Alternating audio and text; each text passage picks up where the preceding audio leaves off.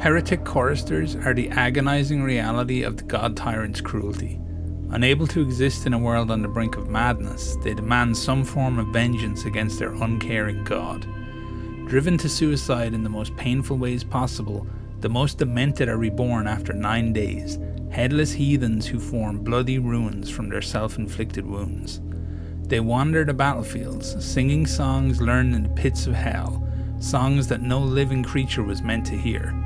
Wherever they go, fell prophecy follows, and enemies willingly succumb to madness rather than endure their infernal hymns. Soldiers have been said to fall upon their own blades rather than face the songs of the choristers, ensuring an endless supply of warriors for the trench crusades.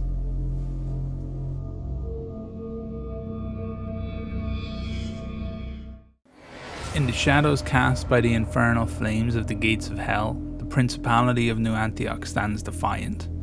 All faithful nations, those who bow to the god of forlorn hopes, send tide to New Antioch, feeding the fortified walls and garrisons with machines, ammunition, weapons, and the hands to wield them. Still, the harsh reality is that New Antioch's greatest weapon, the reason it is yet to fall, is petulant and bitter infighting among archdevils. Unable to overcome the weaknesses that saw them damned, they undo each other's machinations and revel in each other's failures, never managing to come together to wipe New Antioch off the map. How long shall it be until the goodwill of the God-fearing falters, or something emerges from hell with the power and prestige to bend the archdevils to its will? What happens to the world when New Antioch falls?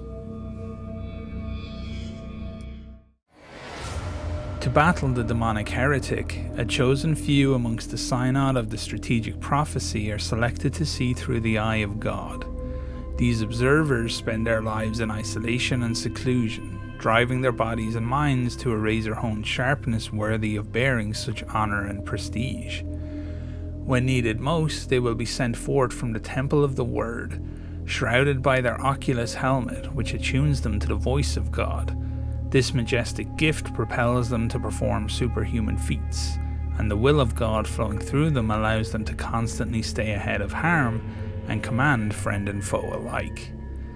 But the voice of God, once heard, can never dim, and so they sacrifice the sanctuary that is sleep, relying on sedatives and mind-altering substances to stave off insanity, death, or both.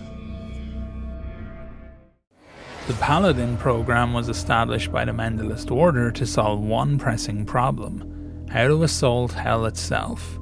With the blood of the Metachrist program pumping through their veins, Paladins are the only faithful powerful enough to cross Jerusalem's Vale of Tears and make their way through the gates of Inferno into hell itself. A Paladin is the zenith of human possibility, the image of the militant Christ the Lion made flesh. Only 12 humans in all of history have had the strength to survive the process to become a Paladin.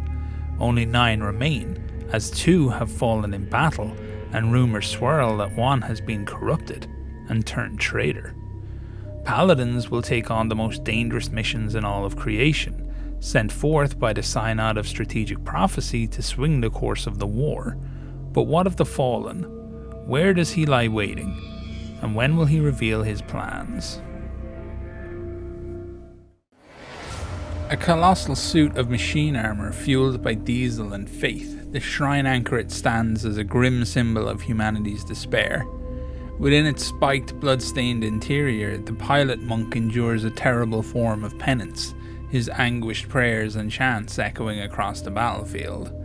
This grotesque amalgamation of suffering and devotion instills fear in the heart of the heretic, as the anchorite, a malevolent weapon draped in holy iconography and weeping gore, emerges to unleash a symphony of slaughter, where the wretched union of man and machine heralds the demise of all who oppose the Almighty. The Death Commandos are the perfect heretical murder machines, and strike fear into the heart of any enemy.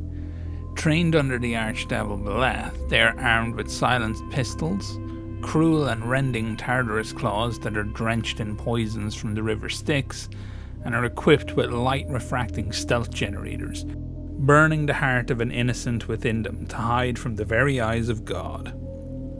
They move through the world, barely casting a shadow. Tongues ripped out so they can never utter a word about their secret, brutalist training, returning to their barracks in the seventh circle of Inferno only when their targets have been torn to shreds for daring to defy Lucifer's enticements. Truly the worst way to die in the world of Trench Crusade is to succumb to the Black Grail.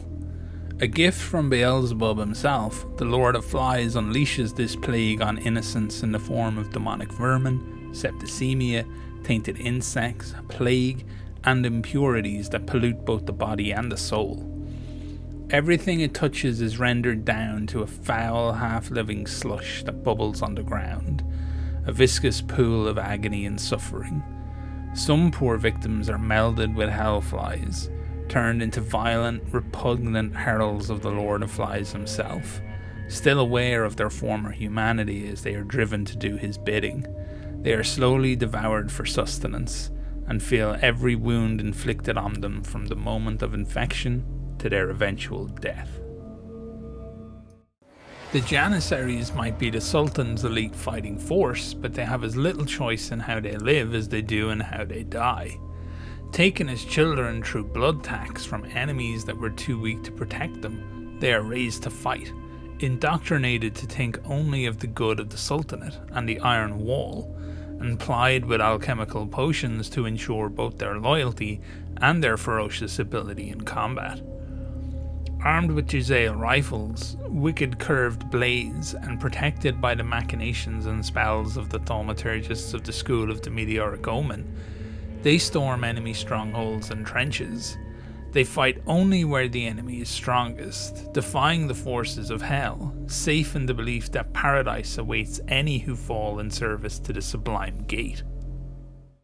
The janissaries might be the Sultan's elite fighting force, but they have as little choice in how they live as they do in how they die. Taken as children through blood tax from enemies that were too weak to protect them, they are raised to fight, indoctrinated to think only of the good of the Sultanate and the Iron Wall, and plied with alchemical potions to ensure both their loyalty and their ferocious ability in combat. Armed with Janissaries rifles, wicked curved blades, and protected by the machinations and spells of the thaumaturgists of the school of the Meteoric Omen, they storm enemy strongholds and trenches. They fight only where the enemy is strongest, defying the forces of hell, safe in the belief that paradise awaits any who fall in service to the sublime gate. The witch burners are the field officers of the Inquisition. They are tasked with hunting down and punishing witches, warlocks, and heretics that cannot be brought to face justice by conventional means.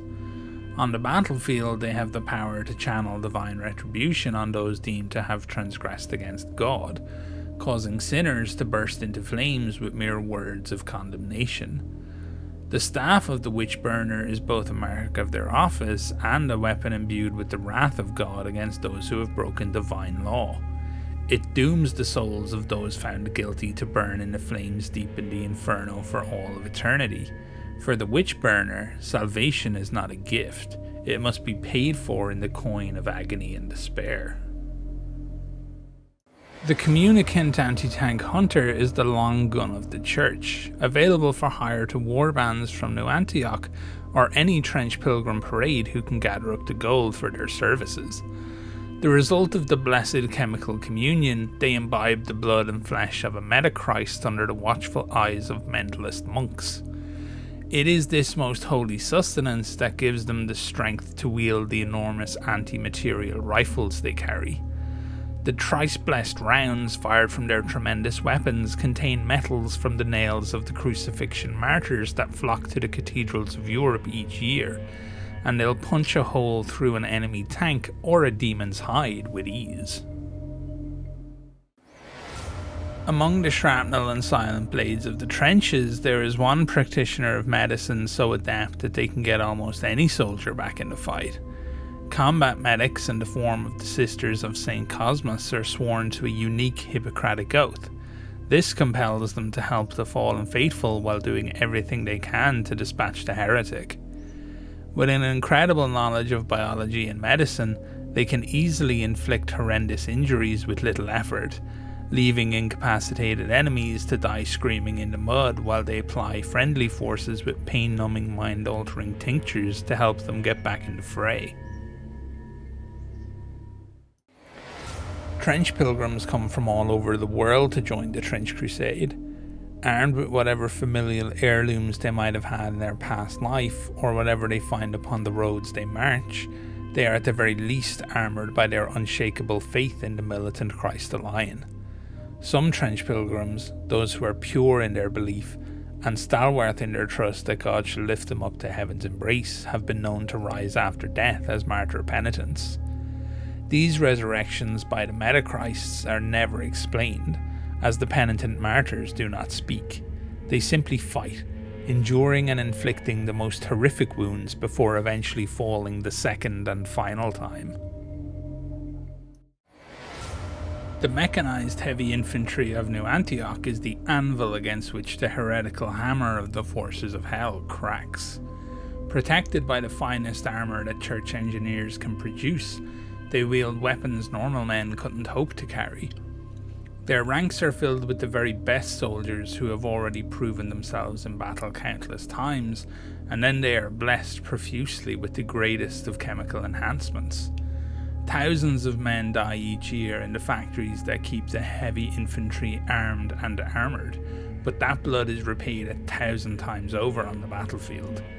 No army on earth could hope to overcome these fierce warriors while they fight to protect the 77 sacred towers of New Antioch. Every member of the army of New Antioch trusts their soul to the mighty trench cleric. These bastions of the faith stride across the battlefield, clad in armour inscribed with battle psalms from the New Orthodox Syncretic Bible.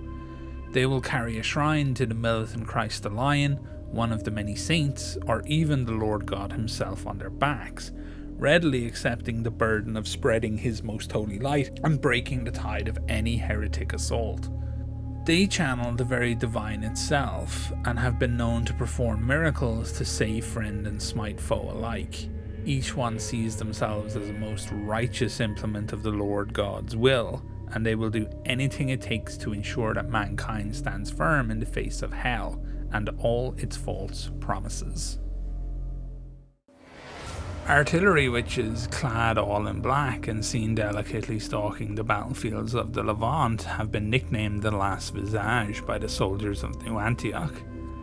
These terrifying creatures manifest inky black portals straight to the bomb factories of the Third Circle of Hell.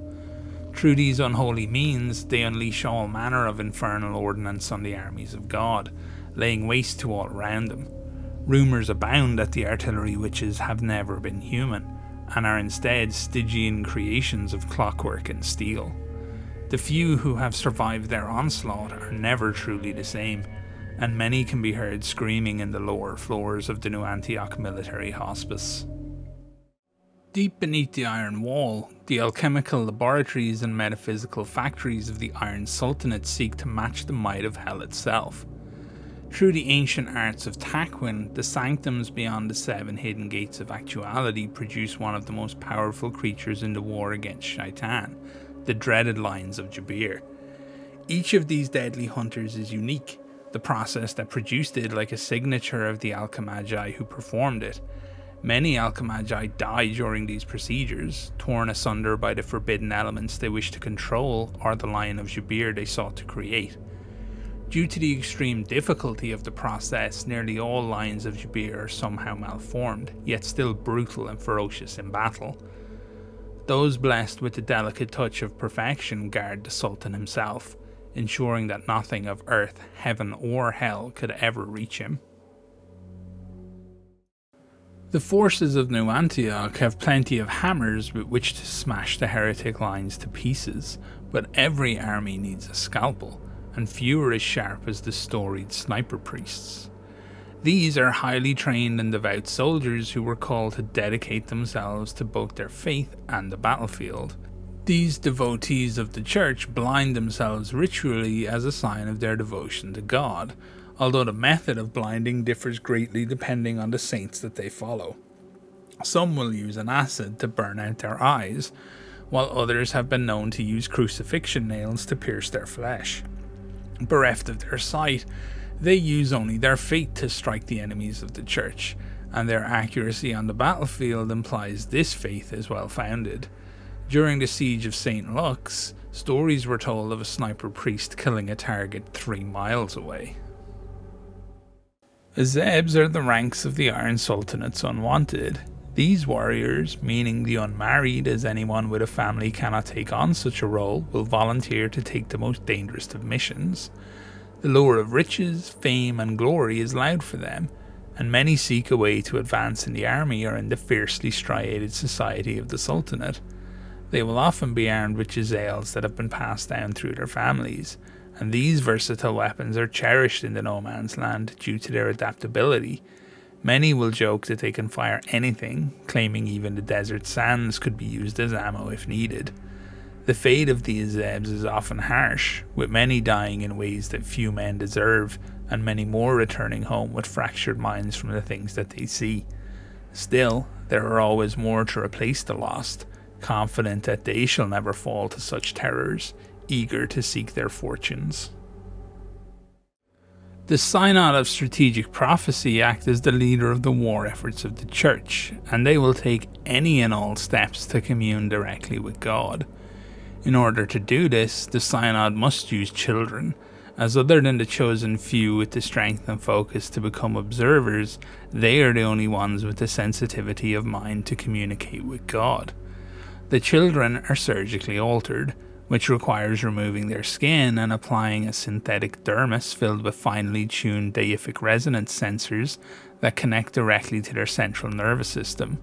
By connecting the children to special machines and altering their minds chemically, it is possible to pick up what the Church believes are faint echoes of the thoughts of the Almighty. Of all the weapons deployed by the forces of Hell over centuries of fighting in the Trench Crusade, truly the Viscera cannon is the most loathsome. A warrior armed with this pride of Beelzebub inserts its tubes into their own abdomen and then shoots the corrosive contents of their own innards at the enemy. It is operated by a hand crank that first builds pressure inside the user until they are at the point of bursting, and then releases the spray of viscera at their foe.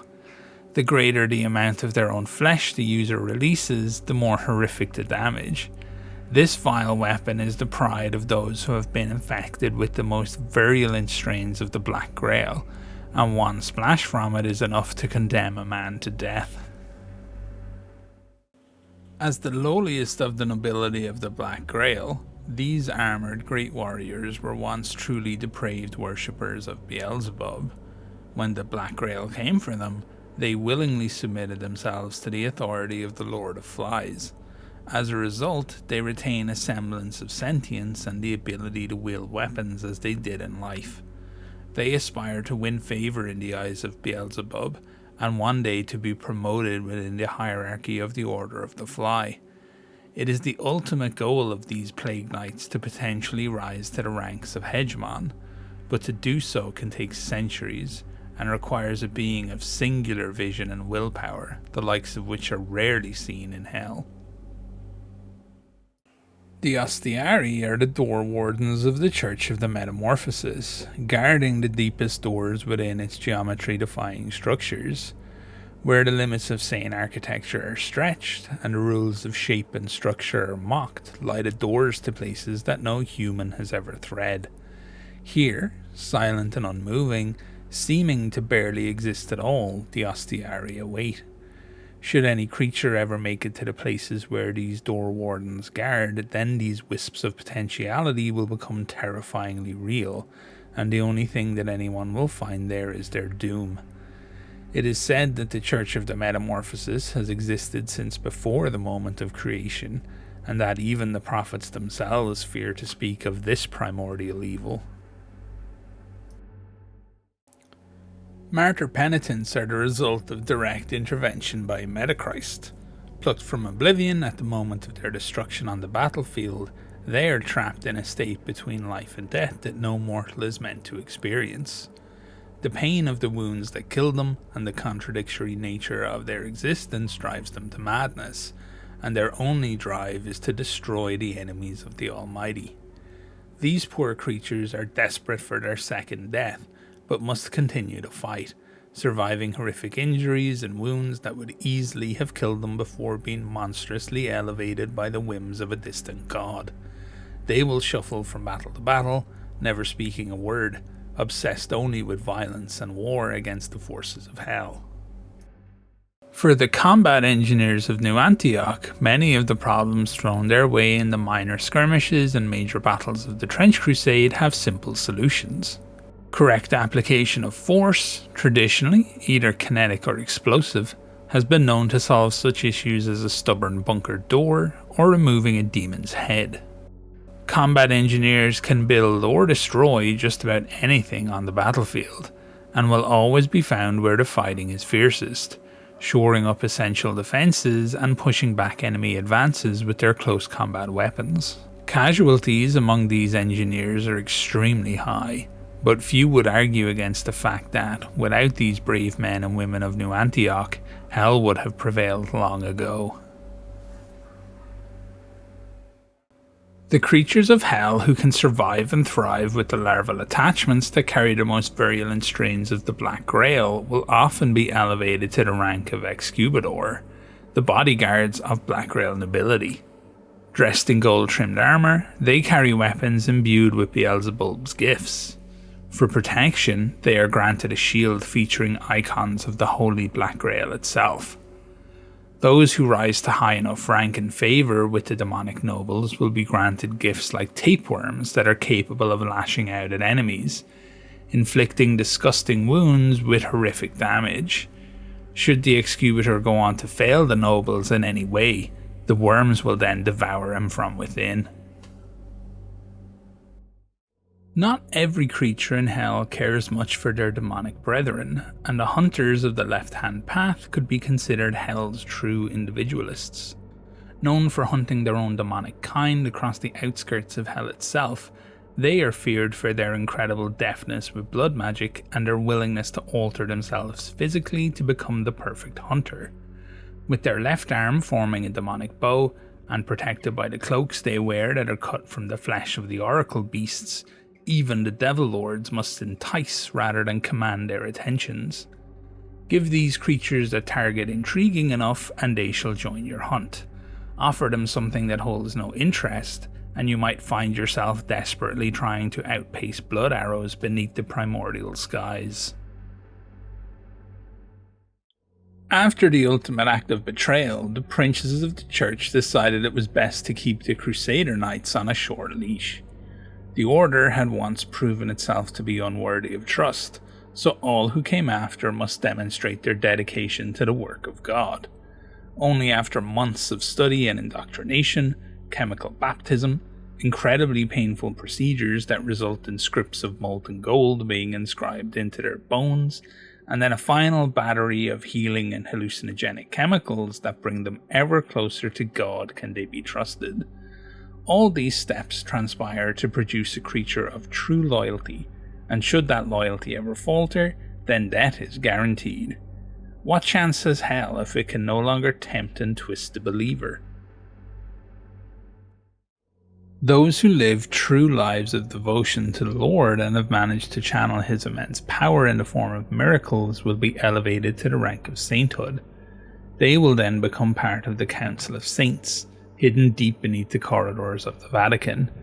Here, the princes of the church will commune with the long-dead saints, burning through the tacticians of the Synod of Strategic Prophecy in order to ask them questions and hear their wisdom. This comes with risk, however, as saintly activity is guaranteed to attract the attentions of the demonic.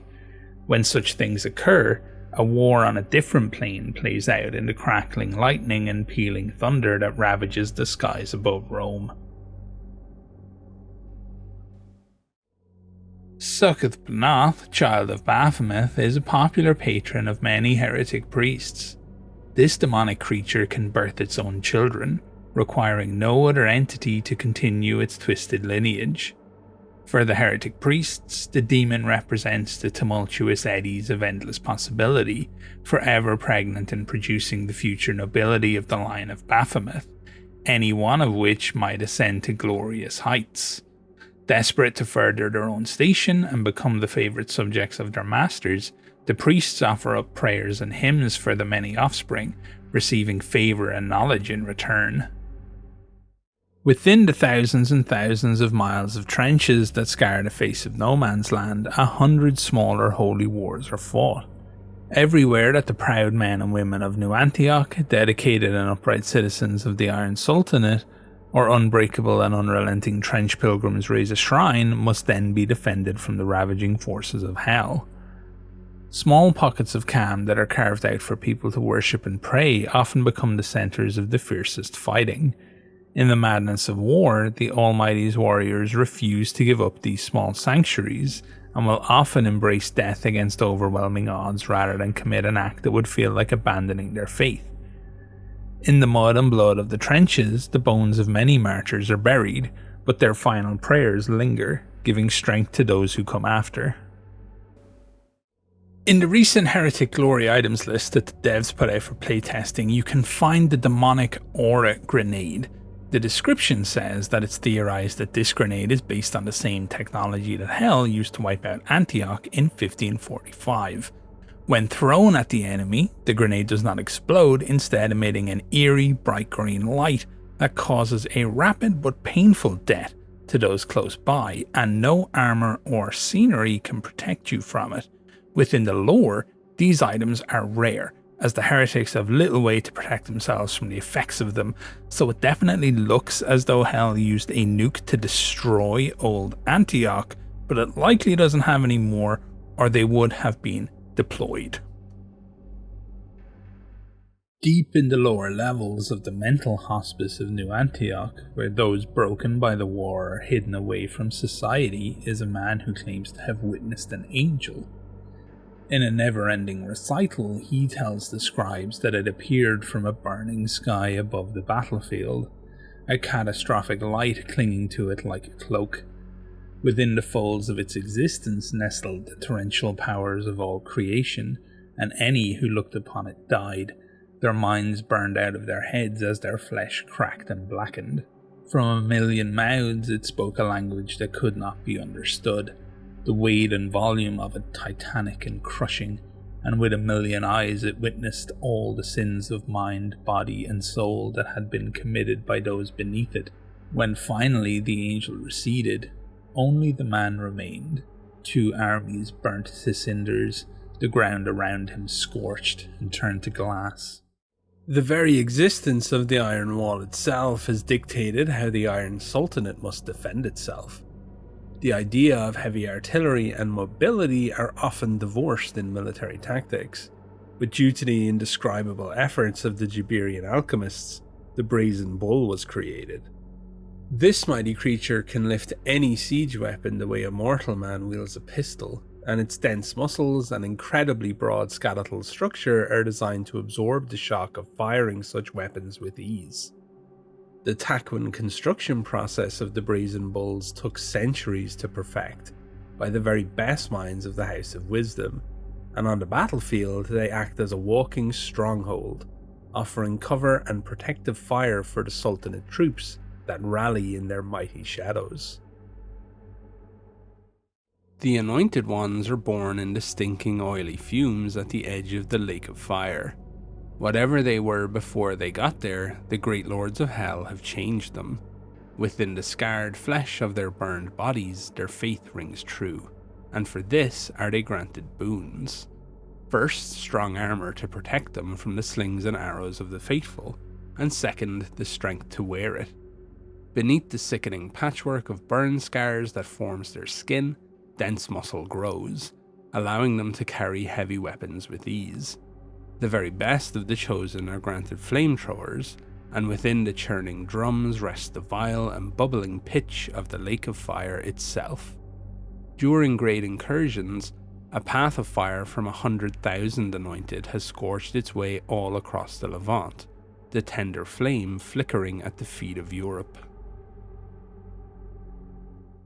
In the Trench Crusade, things exist that cannot always be filed away into the camps of the divine or the damned, and the events that occur amid the muck and the mire cannot always be explained. Where men gather to wait out the groans of the dying, many will share stories of the Angel of Mercy.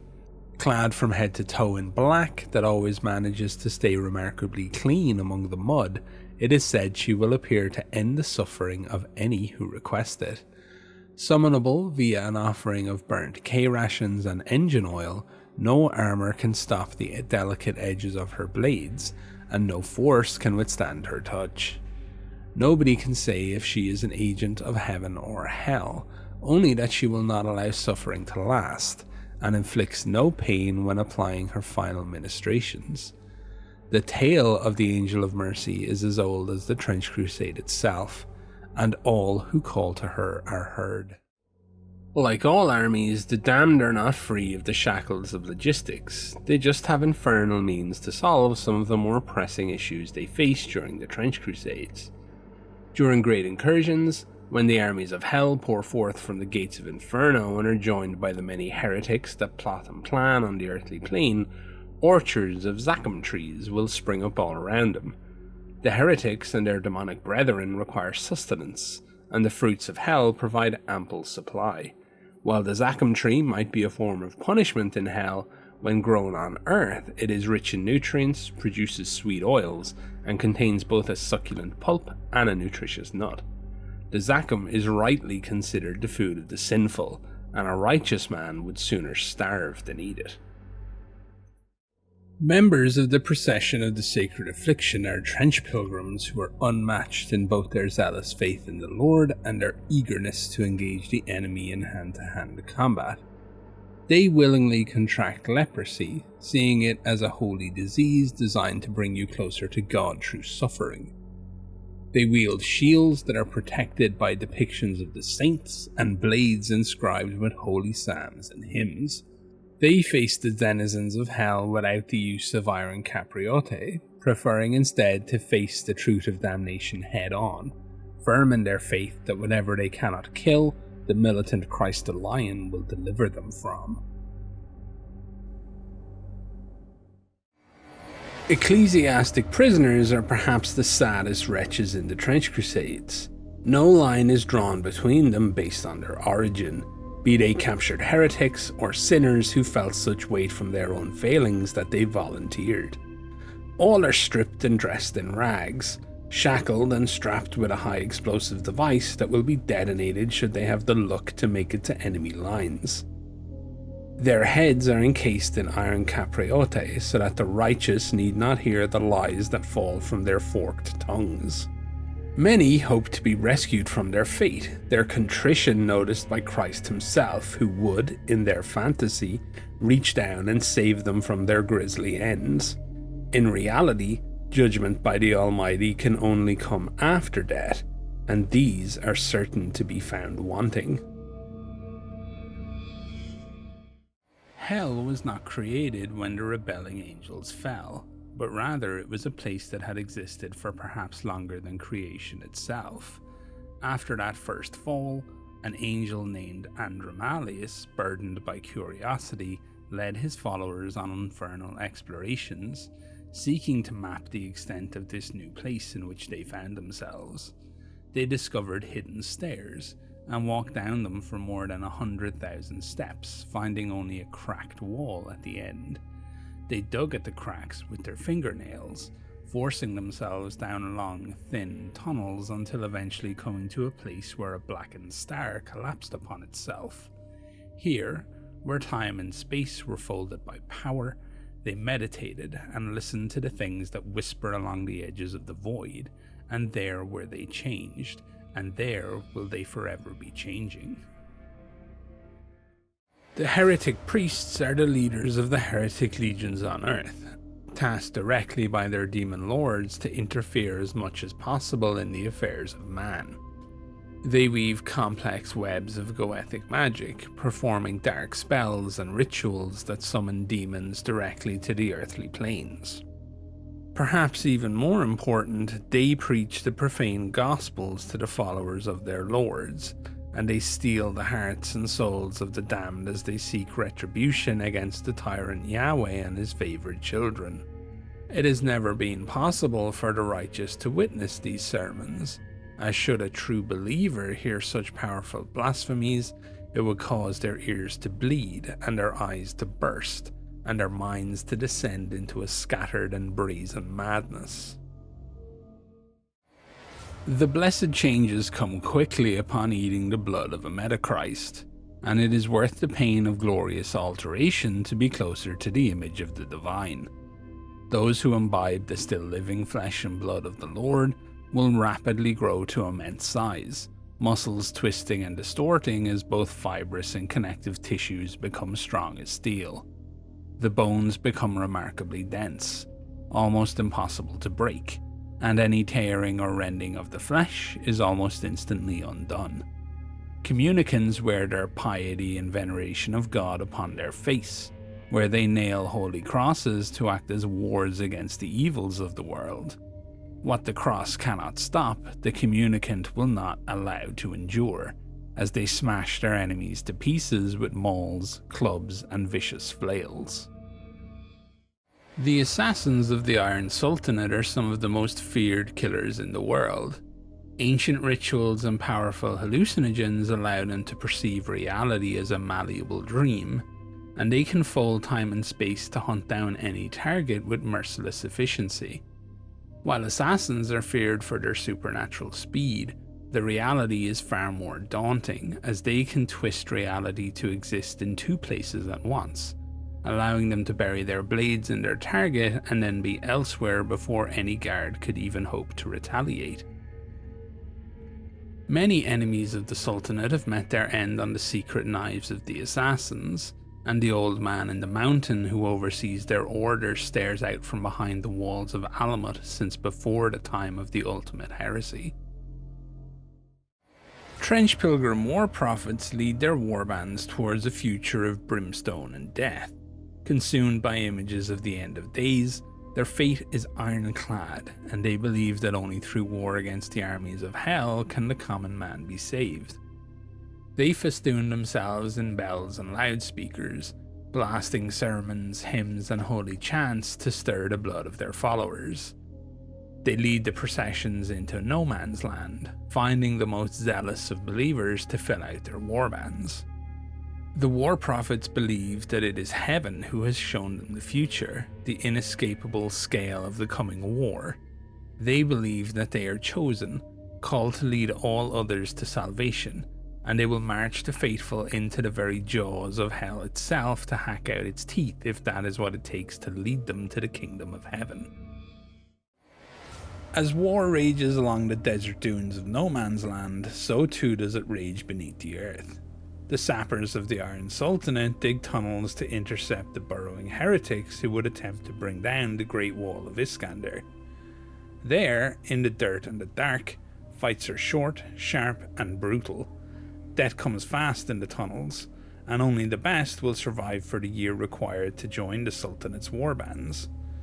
Experienced sappers can turn the battlefield against the enemy, unleashing booby traps and explosives that can devastate enemies who mistakenly believe that they have found safety.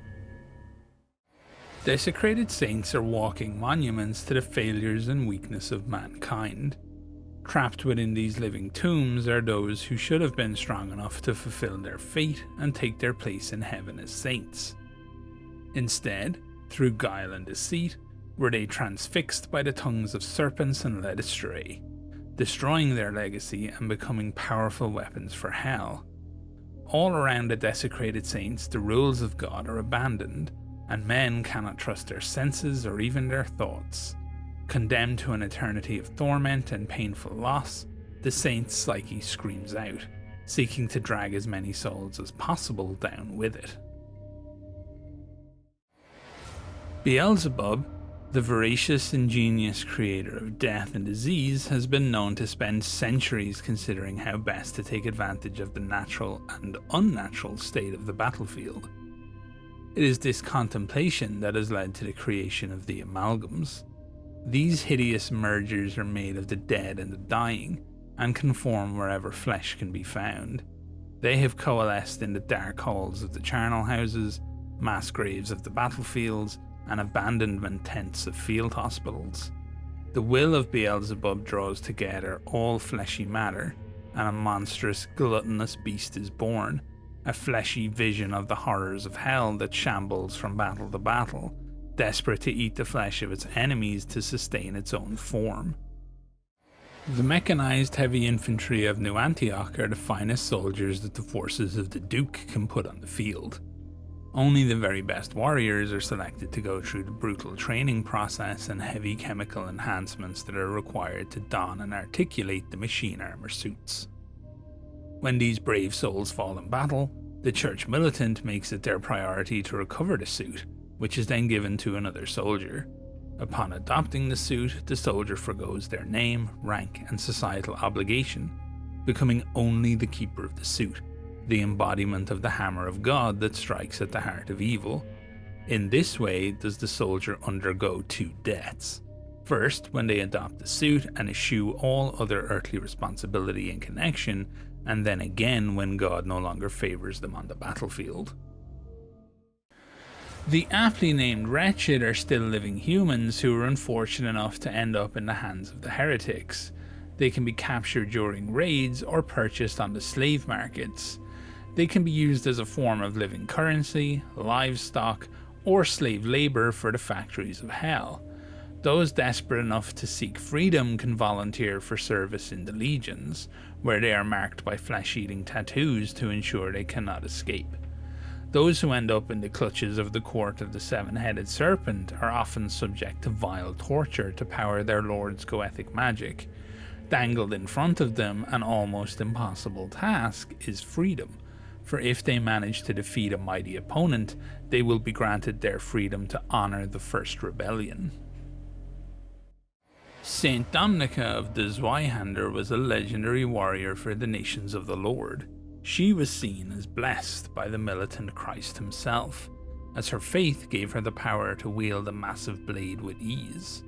In battle, her slight frame was like a buzzsaw, blitzing from target to target as monstrous slashes and whirling arcs from her blade severed limbs and heads, reducing all enemies to pulp and the grass and sands of the battlefield to a slaughterhouse floor. It was at the Battle of Absalom that she eventually fell. As all around her faltered, she fought until the end. It is said the denizens of hell dared not go near her body for fear that she would rise again, so they left her, surrounded by 1,000 dead, for her allies to find. When the forces of hell and earth meet amidst the trenches, the result is slaughter and brutality. Where this happens too close to hallowed ground or an uncorrupted holy relic, the heretic troops' souls cannot be released back into the embrace of their masters in hell. Too rotten and eroded from sin for heaven, and out of the reach of the lords of hell, these heretics become the undead trench ghosts. They despise the living, be they faithful or heretic, and they wish to destroy every living being that they can find.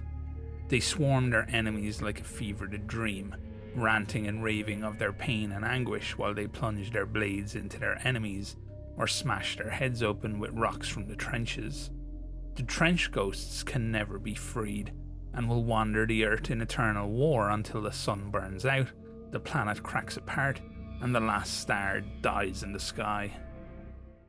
Sin Eaters are vile and disgusting manifestations of the mutual greed of man and the essence-warping powers of hell. Sin Eaters were once mortal men and women who lived a life consumed by greed. Upon their arrival in hell, they were sentenced to subsist on a diet of sinners' flesh, eaten directly from the living bodies of their own ancestors.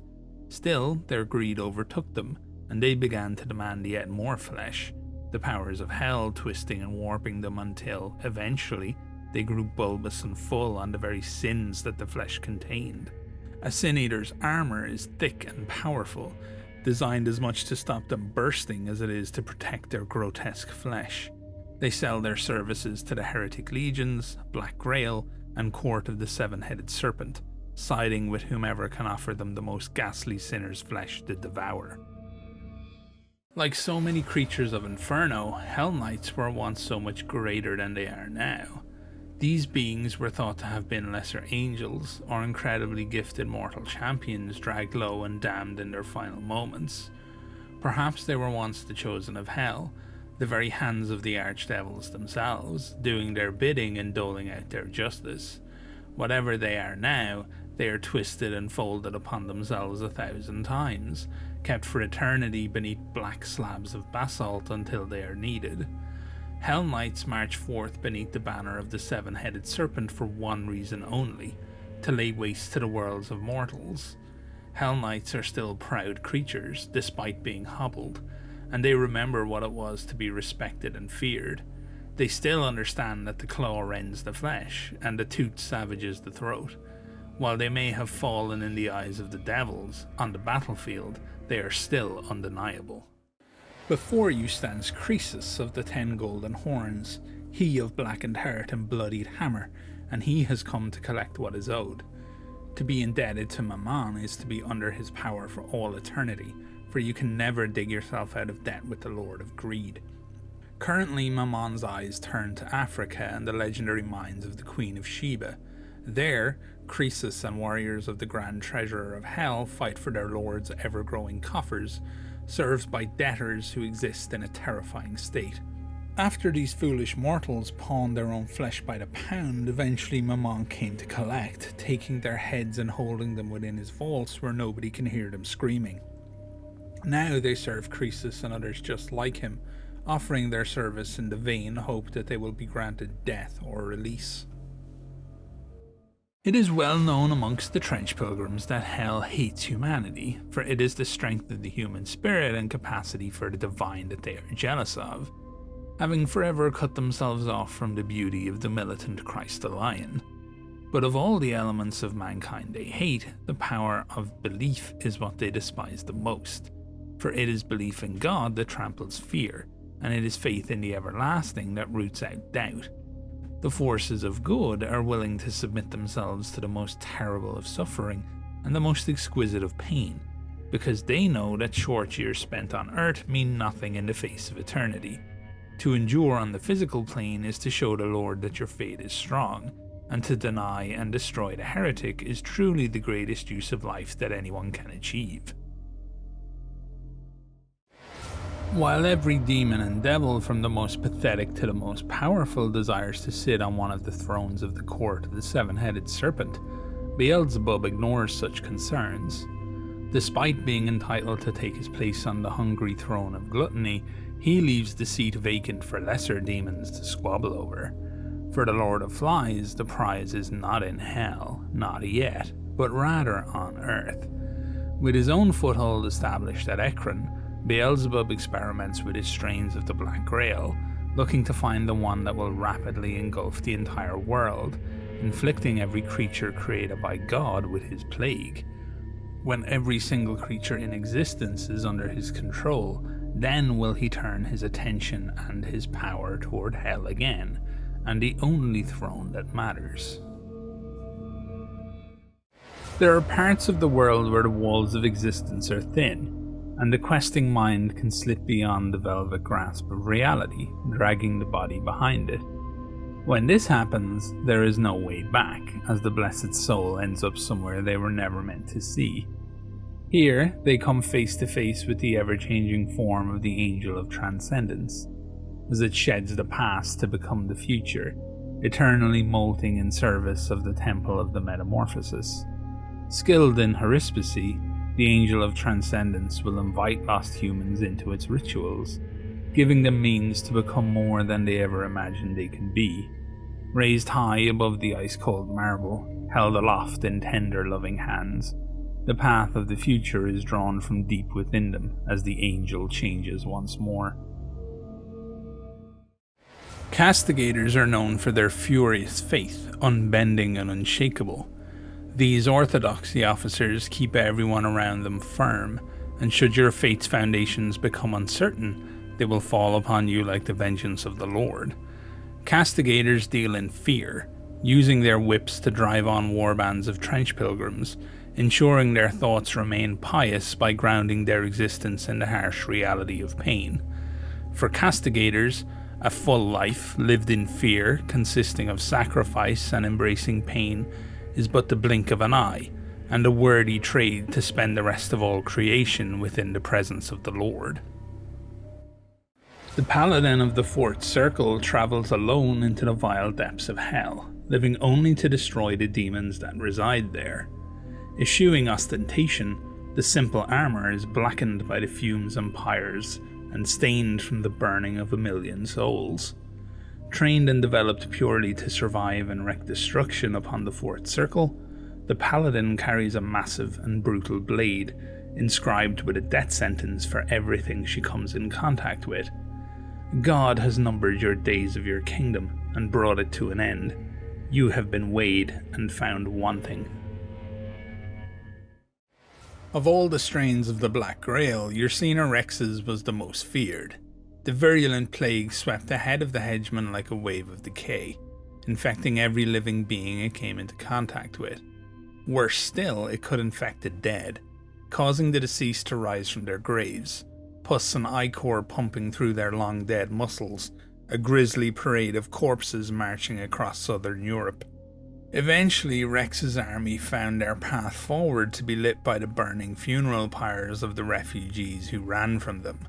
Better to burn your dead behind you than have to look into their vacant stares tomorrow as they cut you down. Your Cena Rex would eventually fall to the most blessed warriors of the tyrant god Yahweh, but the strain lives on, festering in tiny pockets across the globe.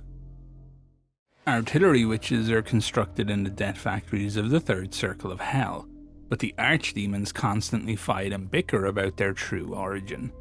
Some say that they were based on designs lost to time for millennia, found by sorcerers on their pilgrimages for power. Others claim that mighty Mammon designed the first of them, equipped with gas bombs to avoid the ruination of the riches he covets.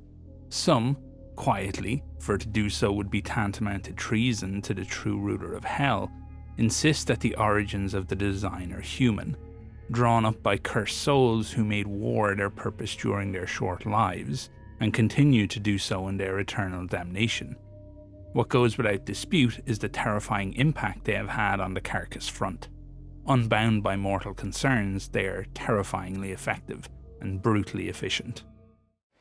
And let the blood in thy veins burn hot with the rage of the Lord, for to be instruments of his anger is to embrace the heavenly.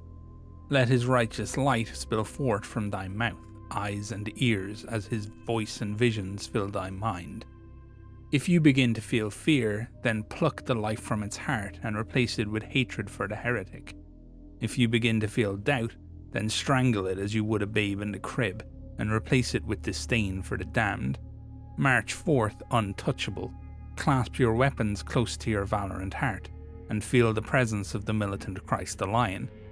Should you fall in battle, then do so knowing that you will be falling into his embrace.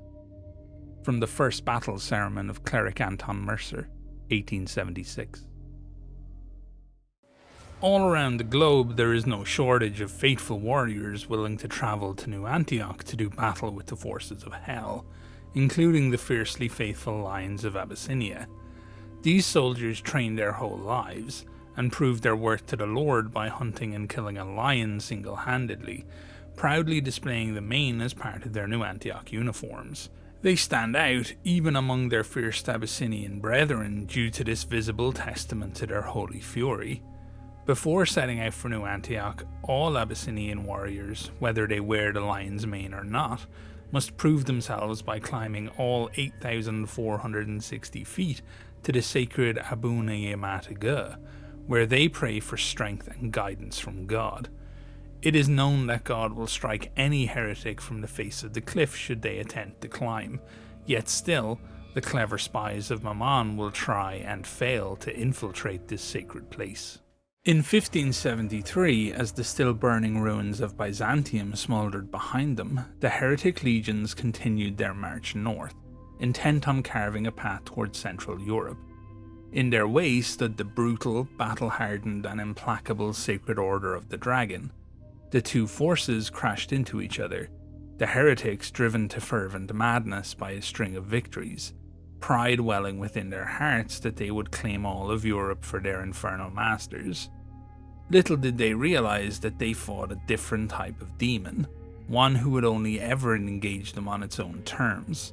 The tactical brilliance of the Order shone through, and they slowly sapped the life and strength from the Heretic forces. Eventually, by the time they realized they had no choice but to turn and run, it was too late, and a forest of staked Heretic corpses 1,000,000 strong grew across the hills of Wallachia. Having long since left its human form behind, the monk of the Temple of Metamorphosis now spends days that neither begin nor end contemplating the doorway. The thick carapace arches up and away from the thoughtative head, echoing the shoulders of a supplicant whose lofty ambition to understand the might of a deity has been dashed against the rocks of its own inadequacy. Delicate mandibles that cover the length of the monk's body draw complex geometries in the air, as if an array of forbidden math is being played out among the finely controlled appendages. As a means of further understanding, the monk considers further forms it should aspire to, and all the ways that it might change its form and being to better comprehend the unseen. The Black Grail wishes to infect all things, man or beast, and one particularly loathsome result of this is the Hound of Beelzebub. These former canines succumb to the Black Grail, unable to withstand the rot and decay that it ravages them with. Now their muscles are replaced by maggots, elongating and constricting under the will of the Lord of Flies himself, giving them locomotion. These sick puppets roam the no man's land and release flies to infect unwitting victims, throw their own rotten, decaying bodies into streams and wells to poison villages and towns, and spread their strains of the vile and disgusting Black Grail far and wide. Deep beneath the military hospice of New Antioch lie the cells where the most broken of things are kept. These are soldiers who came back from the front lines, changed in ways too horrific to warrant formal discharge from the army. Some sit, practically comatose, until they burst to life, furiously inscribing catechism into their own flesh. Others, exposed to the loathsome dirge of the choristers, try to replicate those heinous songs, damaging or destroying their own vocal cords in the process. In cell 113, Egon Steinberg sits and paints. Beneath the tip of his brush, as pigment is pushed across canvas, he shows the truth of people, the reality of the nature of the heretics he faced on the battlefield.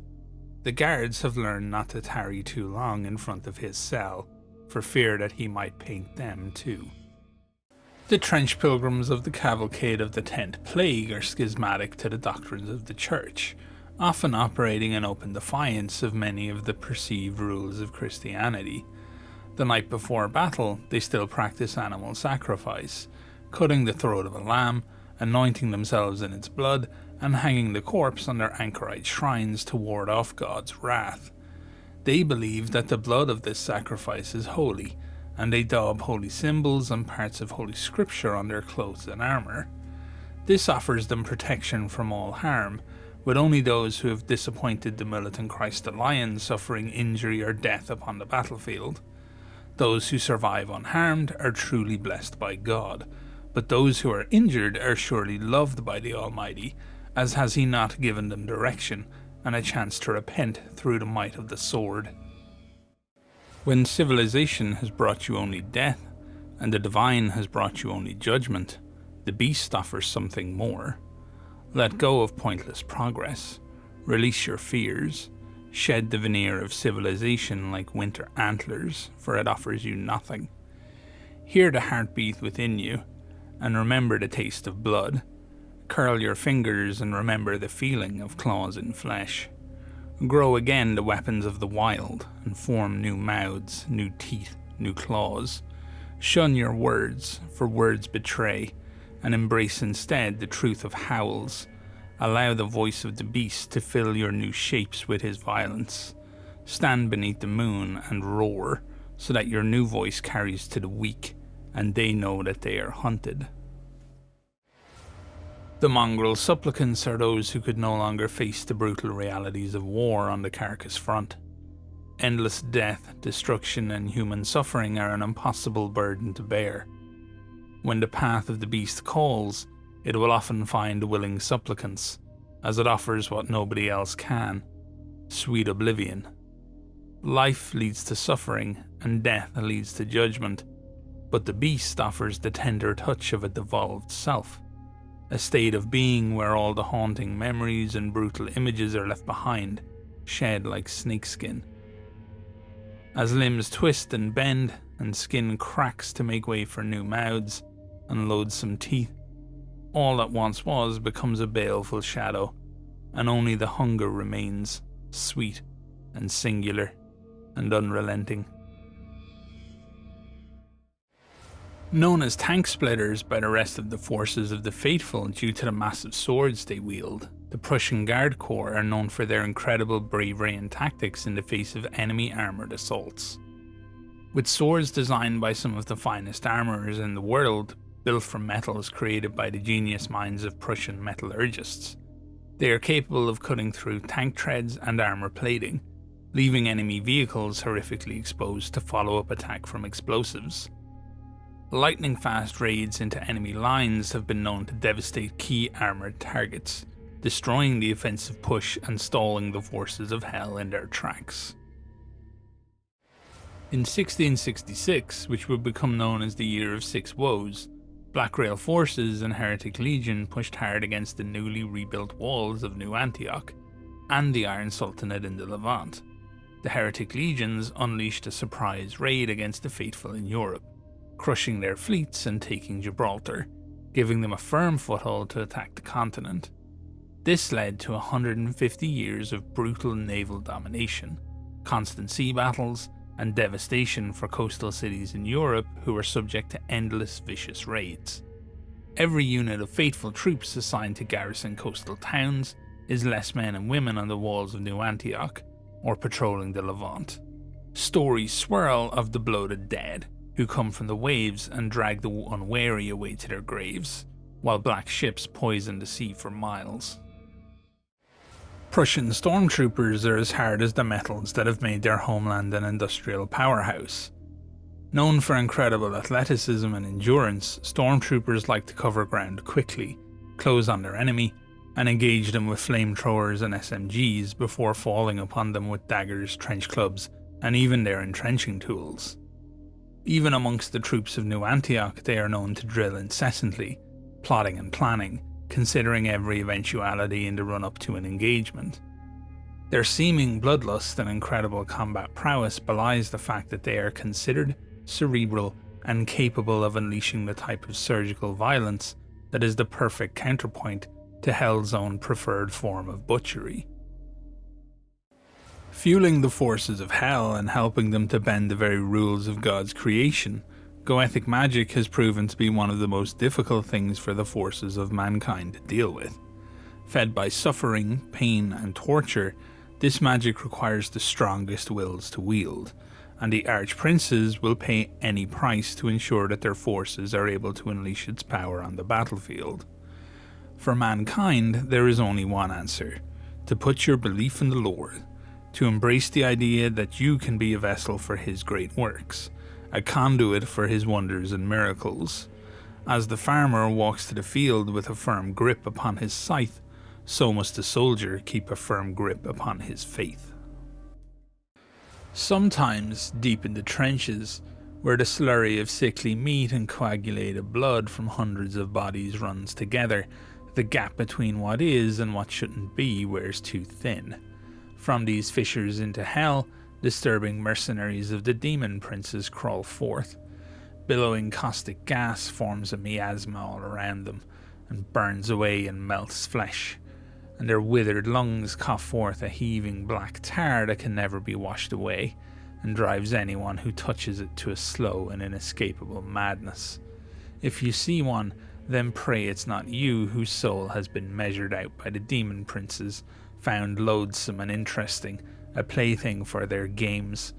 The hellspawn is here to drag you down, and make you pay for whatever slight you've inflicted on the plans of its masters. The princes demand their pound of flesh, and 10 pounds more. Those who follow the path of the beast will offer up praise, rage, and hunger to their zygotic lord, dancing along the edges of the primeval, exalting all that living used to mean before man embraced the complexity of morality. All the while, a lunar placenta gives this nascent destroyer sustenance as it watches and waits, a contrasting echo to the animated savagery of its pack. While only partly formed, this being will eventually grow massive and strong, rotund with power and willing sacrifice, and the fragile works of man shall be ground to dust beneath its many feet. Until then, the fires of savagery are tended by the believer, acting as beacons for the devolved to find their way to this most holy of holies. The Great Incursions mark the points in history when the cities of Inferno swell with goetic magic, and discharge an unfathomable horde of heretic filth, demonic creatures, and damned machines of war into the world. Heretic cities spew forth legions of hell-sworn warriors as the princes of hell finally achieve consensus and act as one. They are met by machines of war developed by men, festooned with articles of their faith, and sometimes acting as moving punishment platforms for captured heretics. They fire blessed shells, or fling cleansing fire, their sides engraved with holy scenes and words of scripture. They roll like an iron wall across the no man's land, bringing righteousness and retribution to those who would dare to challenge God. Since rising to the throne in 1902, the great Sultan Malik has taken a more aggressive stance on the Great War. Where predecessors were often content to sit back and defend the Iron Wall, the Lion Padishah would have his men test their mettle against the forces of hell in the field. In this way are the weak culled, and those made of iron tempered. When they venture forth into the deserts, they bring their well-honed tactics with them, combining devastating marksmanship, expert tactical control of high ground advantage, and the vicious might of the brazen bulls to annihilate their foes. At the heart of such warbands, the might of the Sultanate sapper, who can turn any terrain to their advantage, showing the heretic and the demon that the shadow of the sublime gate stretches far. Praetors lead the forces of the Court of the Seven-Headed Serpent as they strike out from the gates of hell, venturing deep into the no man's land to find artifacts, slaves, and anything else that their princely leaders might reward them for. Praetors, being descendants of celestial beings, are intensely powerful. Born with 4 faces, their human face is torn away at birth, diligently and viciously removed by the midwives of Lilith, who tend the birthing rituals.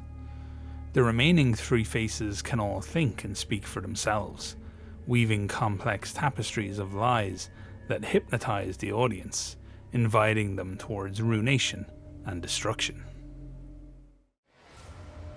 As the paladins are prepared to venture deep into hell, passing through gates that would sunder a normal man to his very soul, their armour is delicately placed upon their massive frames, and the words of the Cardinal General ring out. Put on the whole armour of God, that ye may be able to stand against the wiles of the devil. For we do not wrestle against flesh and blood, but against principalities, against powers, against the rulers of darkness in this age, against spiritual hosts of wickedness in the heavenly places. Where you find a serpent, crush its head, and where you find a demon, strike its heart. Ascend now thee to hell, to carry the light of Christ into the vile heart of darkness. Since the 1559 Sword Congress of Vienna agreed to rebuild and fortify New Antioch, which had been sundered by the demonic 14 years earlier, a yearly tithe is sent by all the faithful nations. The heart of this tithe is the fighting men and women who make up the armies of the faithful. They come from all over the world, seeking to smite the foes of Christ and turn back the tides of hell. They swear loyalty to the Duke and to Christ above all else, and commit to dedicating their every moment to maintaining the integrity and safety of the city, which now acts as a dam against the surging torrent of filth that seeks to drown out all that is good. When their final day comes, and they draw their last breath before facing God's judgment, they do so knowing that they could have died for no finer cause. The maritime supremacy of the heretic legions is built on the backs of their violent and brutal naval raiders. Equipped with tanks that contain a mix of oxygen and the unnatural fumes from the Lake of Fire, they launch surprise attacks from beneath the waves quicker than defenders can react to them. The ranks of the naval raiders swell with the most barbaric soldiers that the heretics can find, and a constant flood of volunteers from the ranks of the armies of hell means they always have the best troops to pick from. They delight in their task, using fear as a means of control, ensuring that it is difficult if not impossible for the faithful to establish their presence either on their own coasts or upon the waves. Because of this, fierce competition exists between the various warbands of raiders as they seek to outdo each other for their savagery and their disregard for the teachings of God.